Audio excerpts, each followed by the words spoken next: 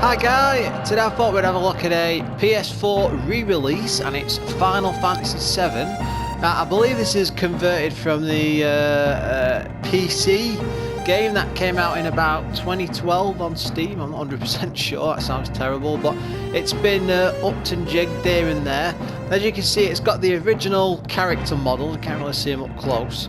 In case you're wondering why I'm in the middle of somewhere, I didn't want to start a fresh game because you have to go through all the story stuff and it just takes forever. So I've jumped on slightly. I mean, I'm miles ahead in the game by now.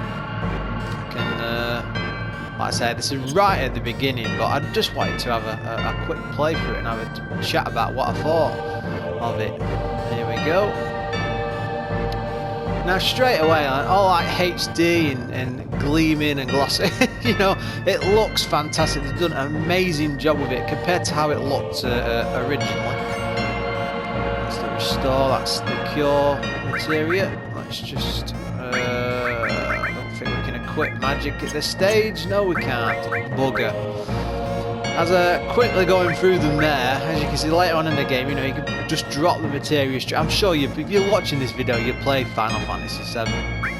I mean, of all the Final Fantasy games, this is by far my favourite. This system alone, as you get in later, you get all these, you can see where it says slot there and you've got the two linked together. But just imagine that bar full and you can have like all of them linked or several. So you like come up with interesting combinations, like you get an all materia and a fire materia. So every time you come up against an area, if you select fire, it casts them on all, or if you select cure for healing, it cures all that's on your team. You know, that sort of thing. Very, very interesting. But anyway, so that's probably the saddest part of Final Fantasy VII, but and I had to pick this up with all the excitement about the re-release that's happening. I think they sorted out the subs on this one. They redid the language to some degree. It was much worse before. Oh, what's this? Watch out. This isn't just a reactor. What's wrong? Oh, I'm reading it. Come on, dude. We're planting a bomb, by the way, because Shinra, the organisation behind this, is the usual evil megalomaniacs who try to destroy the planet. Now, one amazing thing you can do with this now is if I press R3, you see that on the left there, you get a little pill. It'll fill all my heal bars and limit breaks and everything up on the spot. Or if I click the left stick, I get ×3. See how fast that's moving?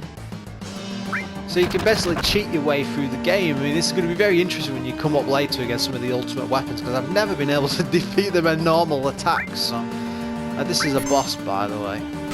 Barrett, he's got an amazing limit shot. Here we go. Whoa. Boom. I mean, this used to drive me nuts when I was a teen. Yeah, it is some of the spells, ice and bolts. Bolts will work because it's a machine, it's electric. Locked on target, oh yeah. But yeah, I mean, one of the things I've been reading a lot about is, I'm just going to cheat a bit here, I don't want to lose, is people saying, oh, well, you know, it's a 20-year-old game, it's not going to hold up today. And well, no, what's happened is the industry as a whole has moved away from this quick time battles. But I mean, as you can see here, it works pretty well. It's the same throughout the entire game, but you can move your characters from, you can't see it here, but there's lines at the back you can use. And it just works incredibly well. It's still a lot of fun. I mean, I'm about 8 or 9 hours into it, and I'm well into the main part of the exploring the world at the moment. But it's not a boring battle system. It's just right for this type of games. I mean, as the Final Fantasy series went on, they dropped away from all that, and it's just not as good. But yeah, this is by no means a boring game, and I think it still stands up to this day. In fact, I wish more RPGs were still using this type of system, because it's just a lot more fun. I think at the time I was looking at stuff like Grandia 2, and because I love the live action where you're actually running around the battlefield. Like it says, you see this now, you'd have all the bars and stuff, but you'd be actually running live around the enemies and then attacking, and it was just a lot more involving. That was a good improvement on the style system we've got here, but sadly it just wasn't meant to be. And we ended up with that disaster, which was Final Fantasy 13. I did videos on that ages ago, so you can go back through my catalogue and see how unhappy I was with this one. That one. 10-minute countdown. I'll say one of the great things about this is just how well the story holds up. It's still, there are moments where it's still a bit convoluted and broken almost, I would say, but there's a lot of good content in it. I mean, some of the characters you can pick up, like Vincent the Vampire later on, in his backstory in the world, and how he's involved in the world and how it all fits around him. And I mean, you can completely miss him because he's a hidden character. There's a fair few like that throughout, so it's always worth exploring. Here we go. Nice big cannon again.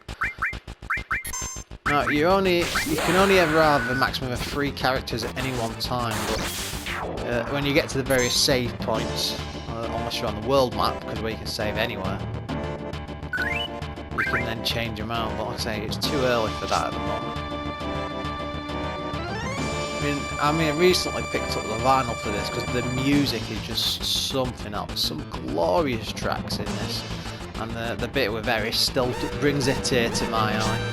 And that's one of the things I'm looking for on, looking forward to on the remake, is just how they're going to do some like really iconic scenes on this. Leg got stuck. There we go. I could have just left her there. If you do, she does actually die. I think. I'm a good person. I always do the good stuff.